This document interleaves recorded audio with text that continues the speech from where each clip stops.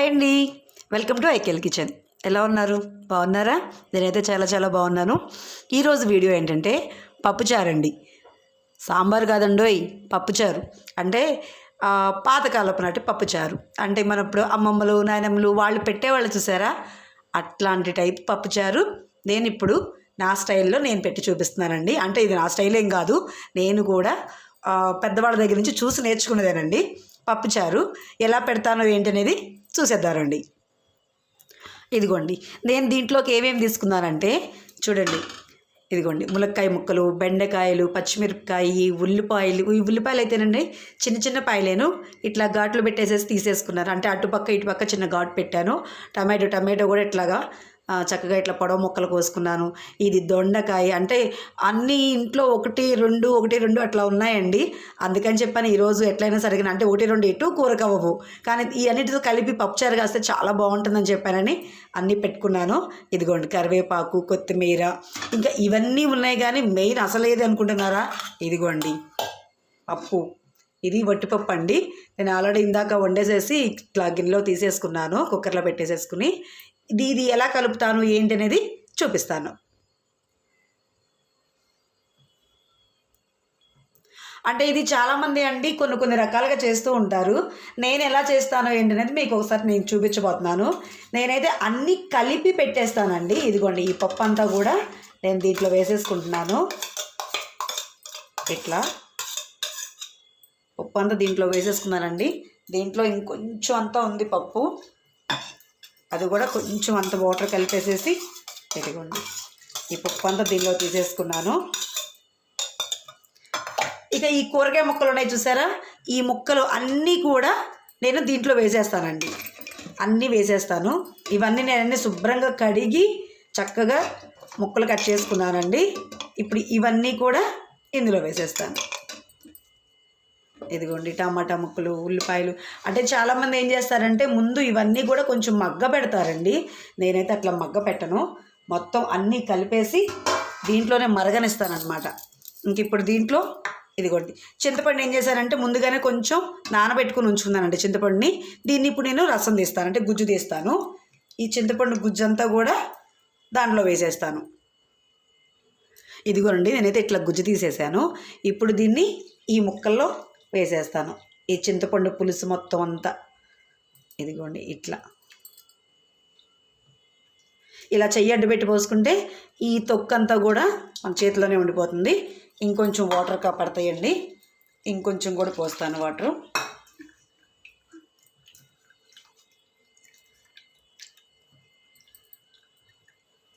ఇదిగోండి, పిప్పి ఏం పడుకోకుండా పొట్టిగా వాటి వరకే పోసాను. చింతపండు పులుసు వరకే పోసానండి. ఇప్పుడు దీంట్లో ఇదిగోండి ఏమేమి వేస్తున్నానో సార్ చూపిస్తాను చూడండి.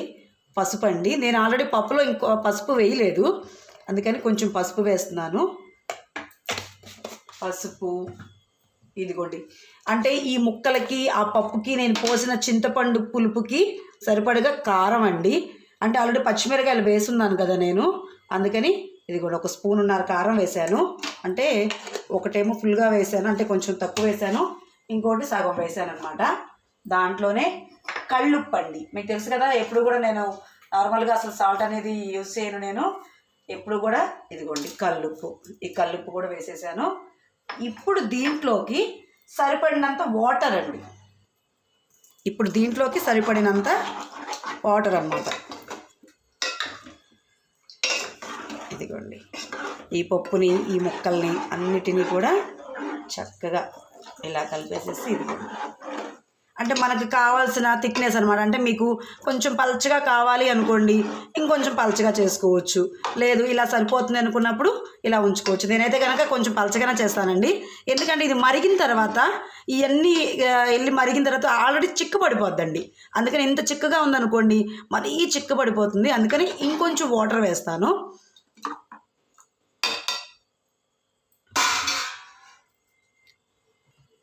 ఇదిగోండి, నేను ఇంకొంచెం వాటర్ వేస్తున్నాను.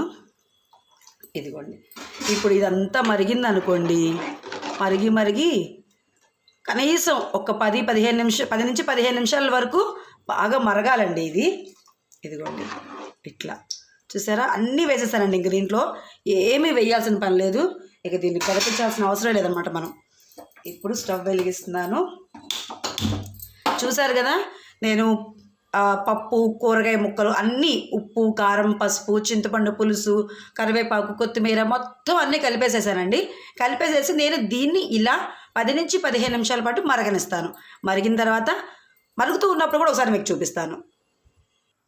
ఇదిగోనండి, నేను ఇందాక వంకాయ వేయలేదండి, మర్చిపోయాను. ఇదిగోండి వంకాయ, ఒక వంకాయని 4 ముక్కలుగా కట్ చేసి వేసానండి.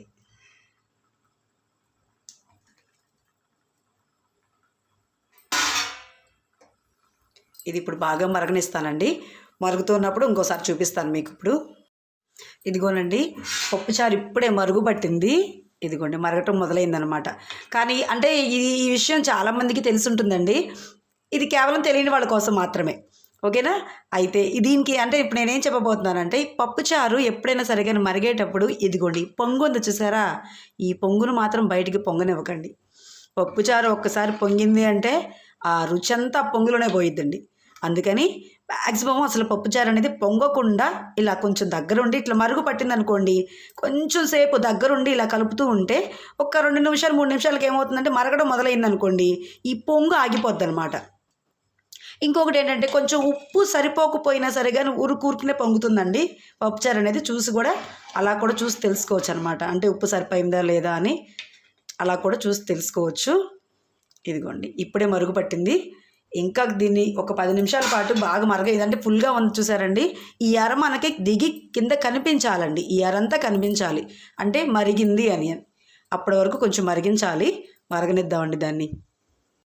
ఇదిగోనండి చూసారా, ఇదిగోండి ఎక్కడా కూడా పొంగలేదు పప్పుచారు. చూసారా మీరు, పొంగితే కనుక ఈ పైన మనకు తెలిసిపోద్దండి. ఇదిగోండి నేను పెట్టిందేమో ఇక్కడ వరకు పెట్టాను, అది చూసారా కిందకంతా చక్కగా మరిగిపోయిందండి. ఇంకా అంతేకాకుండా ఇదిగోండి దీంట్లో ములక్కాయ ముక్కలు కావచ్చు, ఉల్లిపాయ కానివ్వండి, లేదంటే నేను వేసిన వంకాయ ముక్కలు, ఇవన్నీ కూడా బాగా ఉడికిపోయాయండి. ఇదిగోండి వంకాయ ముక్క కూడా చూడండి భలే ఉడికింది. ఇదిగోండి ఇలా అంటే ఇదిగోండి వచ్చేస్తుంది ఇట్లా, చూసారా ఇలా బాగా ఉడికిపోయిందండి. అన్ని ముక్కలన్నీ ఉడికిపోయినాయి. అలాగే చారు కూడా బాగా మరిగింది. నేను ఫస్ట్ మీకు చెప్పాను చూసారా, అన్నీ కలిపి వేసేస్తే ఈ అన్నీ కలిపి పప్పుతో ఆ పులుసుతో ఉడికితే చాలా చాలా బాగుంటాయండి. కొంతమంది ఏం చేస్తారంటే ముందుగానే కొంచెం మగ్గిచ్చేసేసి తర్వాత కలుపుతారు. అలా వద్దు, ఒకసారి కనుక ఇప్పుడు నేను చేసిన ఈ స్టైల్లో ఒకసారి మీరు కూడా చేసుకొని చూడండి, చాలా చాలా బాగుంటాయి. ఇవి పప్పుచారు అండి, సాంబారు మాత్రం కాదు. నేను మళ్ళీ చెప్తున్నాను, పప్పుచారు కావాలి అనుకునే వాళ్ళైతే ఇలా చేసుకోండి. సాంబార్ అనుకోండి ఇంకా దీంట్లో ఒక 2-3 ఐటమ్స్ ఇంకా ఎక్కువ పడతాయండి.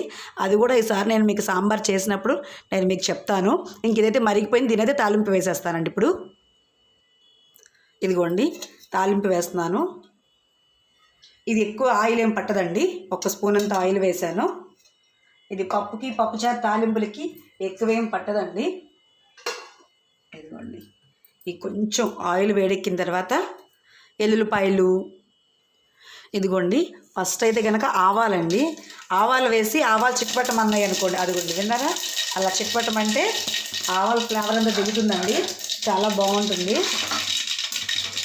ఇదిగోండి ఆ తర్వాత ఎల్లుల్లిపాయలు, ఇవి 2 కొంచెం వేగిన తర్వాత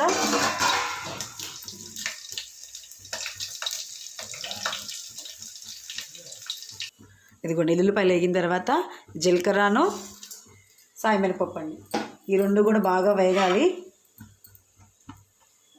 వేగిన తర్వాత ఇదిగోండి కరివేపాకు,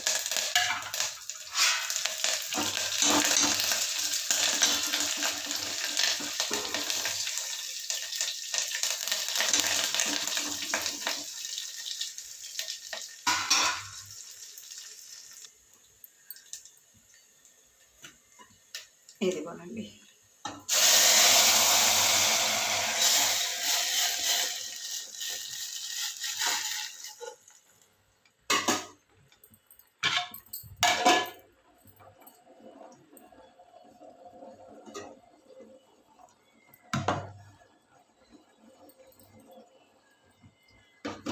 ఇదండి ఎందుకు వేసానంటే మనం ఇప్పుడు పోసిన ఆ తాలింపు ఆవిరి ఉంది చూసారా, అది మాత్రం బయటికి పోనివ్వకండి, ఎందుకంటే టేస్ట్ అంతా దానిలోనే ఉంటుంది.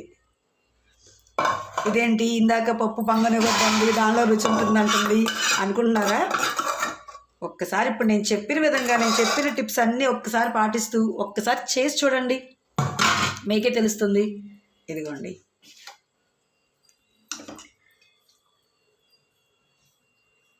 ఇదిగోండి చూసారా, అస్సలు సిసలైన పప్పుచారు అన్నమాట.